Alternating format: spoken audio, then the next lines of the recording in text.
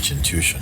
You can only maybe speak a little bit about it so that the usual mistakes are not made. So no one can teach you how to be intuitive. First of all, because intuitiveness is a fundamental part of our being, and you cannot teach what is fundamental. You cannot convey it. You cannot develop it because it's not in the hands of a developer. It can only be released or discovered.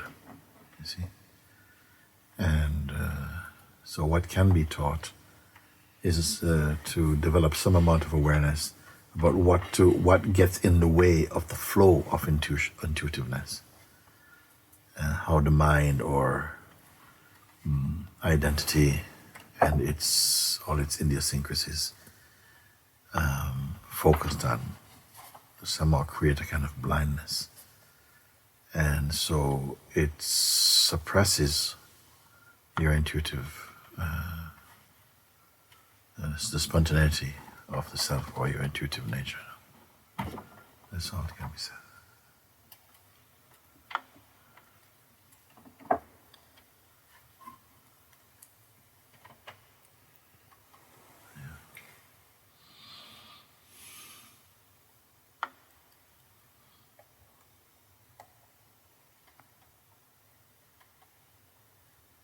I like what you told us a few days ago, like that when sometimes there's just intuitiveness happening, but there's not awareness of it, and then there's also under awareness of the synchronicity somehow.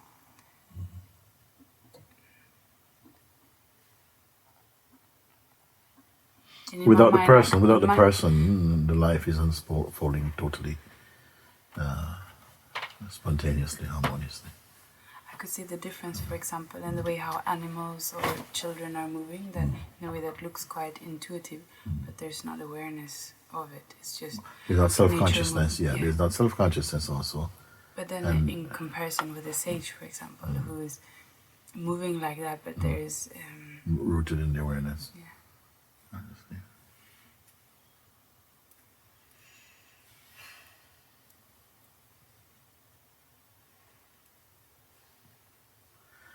I feel maybe it is this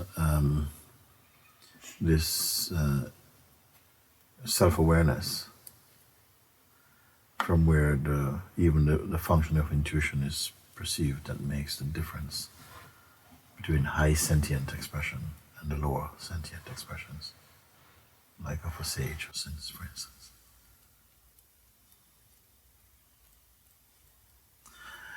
It is as though what happened is that, the more the human being develops certain kind of habits and conditioning, it is as though we sacrifice our innocence for it, or kind of naivety is there.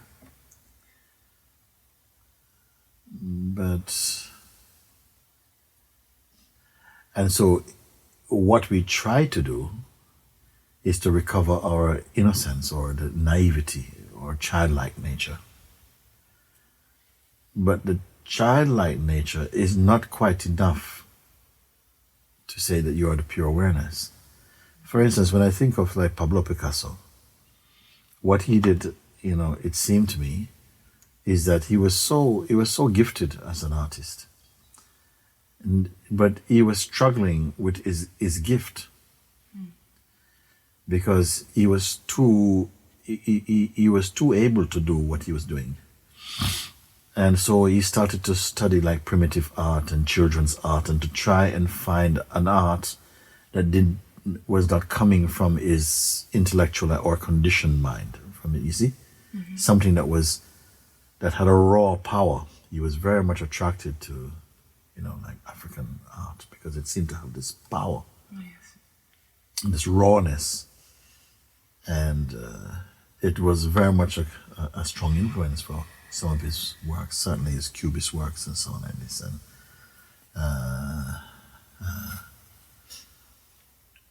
I saw one painting of his, it was called Demoiselle d'Avignon. it's this woman that is painted like with African heads, but the European kind of thing, no? Demoiselle d'Avignon, the woman of d'Avignon. And I started to see that he's trying to do that. He's trying to kind of paint from innocence, but he couldn't get his learning out of the way. It's like if you're a good pianist trying to play badly or something, or trying to play like you're a learner. Yes. But that is not quite what awareness is, because you cannot unlearn your conditioning. You can only discover your true self, and you're functioning from the true self. But if you try to unlearn your conditioning, you're still the person who has unlearned your conditioning. Or you still retain something like a development that's trying to appear to be underdeveloped or something. You may have it's an experiment or something, but someone cannot try to act like a child in order to express like a sage. A sage is not necessarily acting like a child because he's imitating childlikeness. Simply has forgotten all about that. He's not concerned about that. So there's something childlike, not childish. Childish would be sort of like trying to behave like a child, which is quite irritating to see an adult behave like a child. But when what a so-called adult is childlike, there's a kind of innocence. There's something that seems still pure inside them. But it's not like they're trying to be that. This is like a natural thing. And it's almost as though they are not self-conscious anymore. They're not conscious that they're being childlike. They're just somehow, it's just another plane of maturity, of intuitiveness. And that's what happens when you realize the self. It doesn't matter how much you are conditioned in the personhood mode. The self has never been affected by that. You see, only thing is affected by that is the expression of consciousness as phenomenality. That somehow you cannot erase the fingerprint like that, because you're trying to use phenomenality to get rid of phenomenality or something. The sage is not trying to get rid of phenomenality. And it's not finding phenomenality, the phenomenal expression or the manifest world, to be a problem. That's not why he's trying to find the truth. He's trying to find the truth because something impels, some deep thing compels to search for this truth. You may call it grace. It can use the covering of suffering and so on as a motivator. But in the end, it doesn't need suffering anymore. Suffering may be the original stimulation that to plunge towards that. But as it gets inside itself, it doesn't need the momentum of suffering anymore. It does it by itself. It's fascinated with its own self. And it just has to complete that journey. It's not even like a person's wish. It's just like this. So the innocence is a byproduct of the self-discovery. It is not, there's somebody practicing innocence, you see.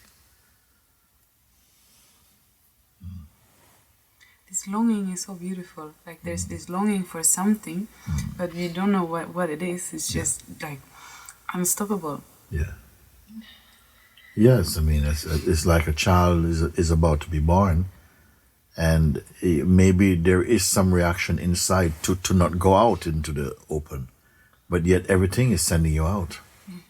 You see, maybe if there's some kind of, I don't know what you may call instinct or something, to not go through, you know, because you've been warm and wet for a while, feel cozy. But now its nature is saying to discharge this, to go to be birthed. The child doesn't know what it is, where it's going. It doesn't know anything actually. So I cannot say that it is really any intelligence that's functioning there. But something seems to pull back. But at the same time, the whole of the expression is sending you out. So in the same way, there's this pull also, this longing, but you may not understand, exactly what you have an intuition. You have an intuition that it's just a pull towards something that at a deeper level, you need to go where this longing is taking you. Yes. You need it, but you cannot know what exactly it is. Like the mind wants to know where I'm going, who I'm going to meet, what time we're going to do this. It wants to prepare. But the heart, the intuitive heart, functioning in the form of the seeker, it doesn't need to know in that quiet. The impulse is enough. Like the impulse of love or the impulse of life. It doesn't have to know what life is going to bring, just the impulse to be and to live, you see, is a powerful magnet for the being.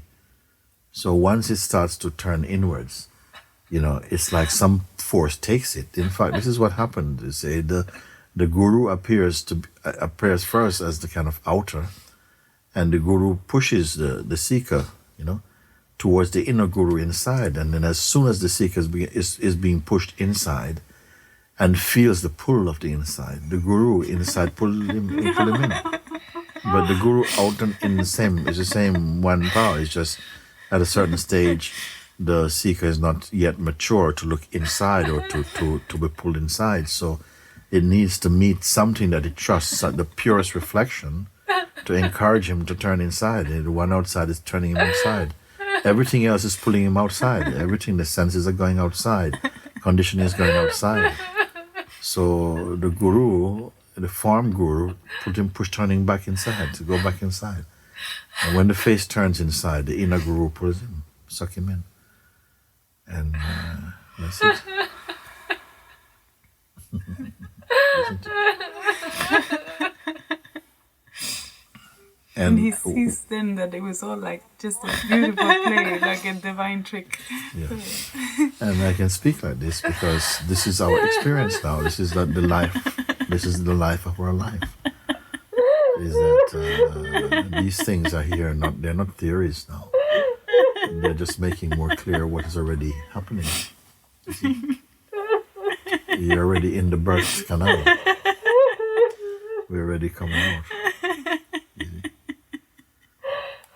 Or coming in, if you want to put it. You're being birthed in. And birthed into the heart. The first birth was the birth out into the world. The second birth is a birth inside the heart, into the heart. Isn't it?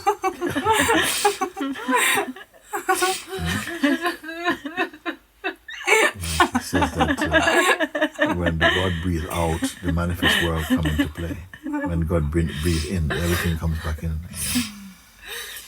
So this birth somehow is the birthing in. When the consciousness, everything is birthed within itself, goes back to the source. That's called the breath.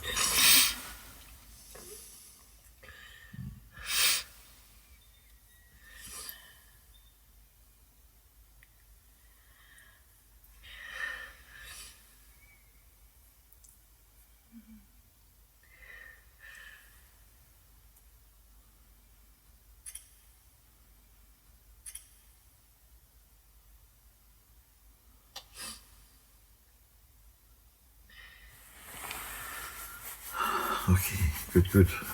Very good.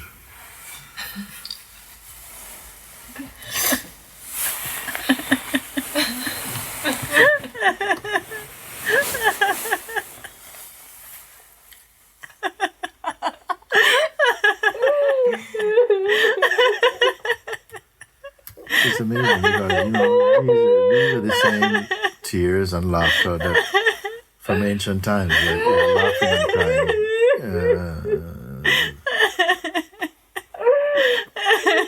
In the revelation of these things.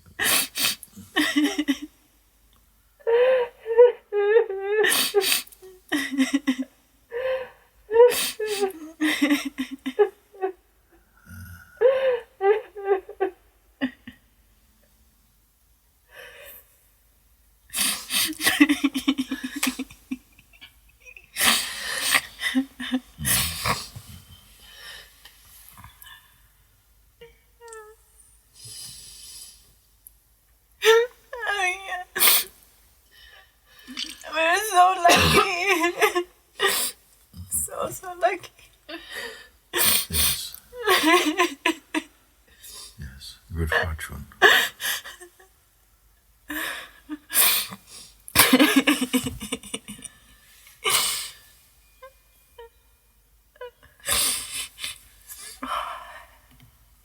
In fact, this is all human being can say, in fact, when they see. We are so lucky because this good fortune has always been here.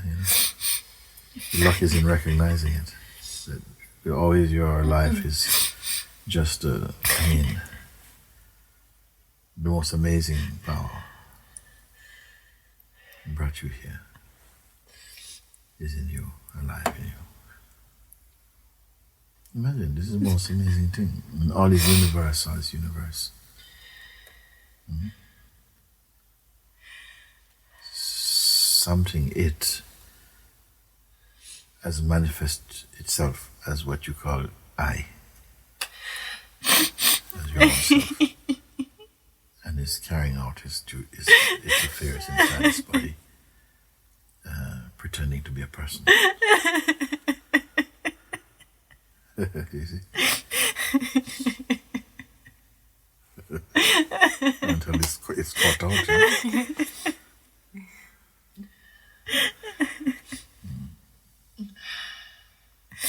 And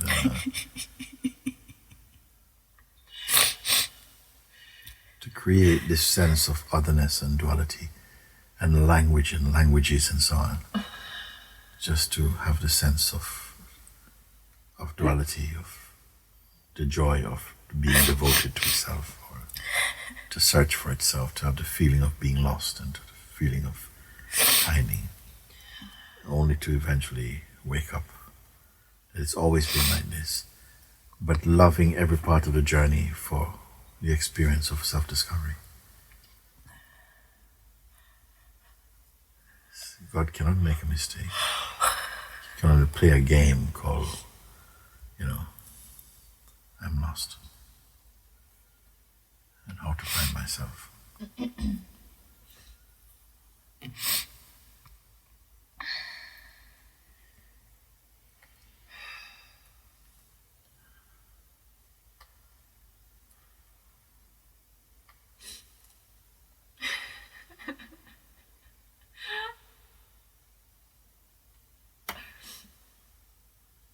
And sometimes he plays like he says, now I've found you, now I've got you, and no way can you leave me here, no way can you abandon me.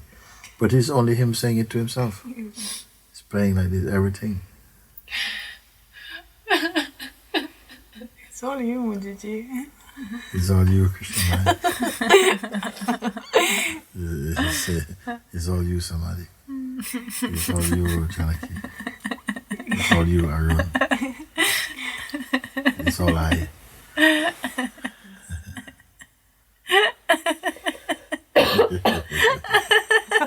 And then there's sometimes God doesn't want to know this.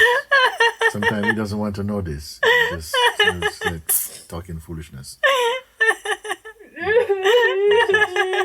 Where you spend your time listening to all that rubbish in the bush. Yeah? What you doing with these things? Are you some kind of sect? He's speaking all these things. And then saying, no, I'm not a sect. We're not a sect. Speaking through ignorance, speaking through knowledge, both of which God creates and can only be themselves ignorance, and can only be themselves wisdom at the same time. To play like this, only total wisdom could take that risk.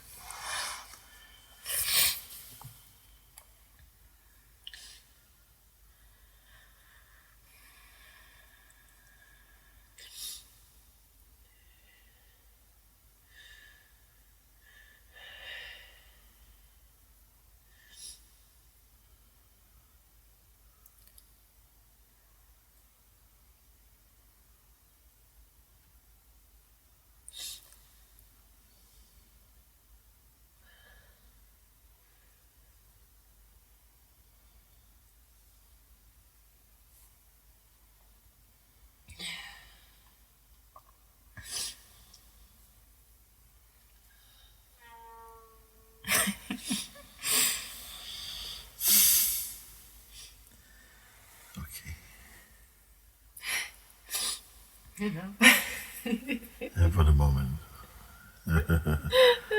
How much joy can you take? Sometimes love is so painful. It's too much. It's too sweet. It's too much. It's too much. You have to run into a wall or something. It's too damn sweet.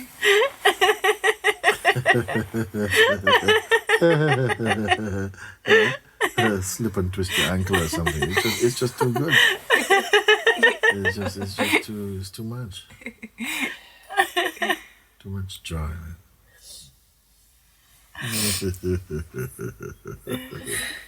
Man.